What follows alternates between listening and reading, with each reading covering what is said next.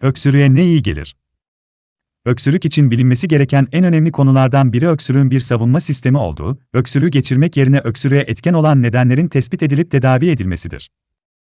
Bebeklerde, çocuklarda ve yetişkinlerde öksürük tedavisi yaş gruplarına göre farklı yöntemler uygulanabilmektedir.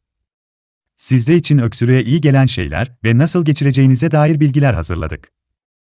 Evde bu yöntemleri uygulayarak öksürük şikayetini azaltabilir ya da tamamen kurtulabilirsiniz. İşte öksürüğe iyi gelen şeyler.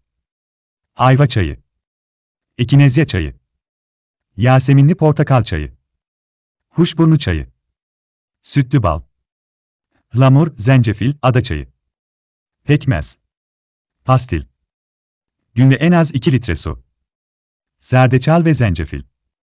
Öksürükte balgam bulunmayıp, gıcıklanma hissi ile bir öksürük oluşuyorsa bunun adı kuru öksürüktür. Kuru öksürüğün oluşum sebepleri altında birçok hastalıklar yatar. Bunlar nezle, farenjit, grip, reflü, astım ve B hastalıklar olabilir. Kuru öksürük geçmezse boğazda tahriş, yanma hissi çoğalır. Kuru öksürüğe ne iyi gelir? Sorusunun yanıtını uzman doktorlar bronş genişletici tedavisi olarak önermektedir. Kuru öksürük için evde uygulayabileceğiniz yöntemler de vardır. Boğazı nemlendirmek ve yumuşatmak için bitki çaylarını deneyebilirsiniz.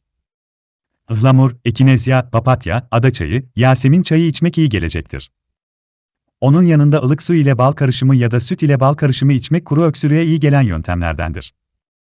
Kuru öksürük tedavisinde bulunduğunuz odanın kuru ve havasız olması öksürüğü tetikleyeceği için oda nemlendirici kullanılabilir. Da nemlendirici yoksa odanızı sıklıkla havalandırmanız gerekir.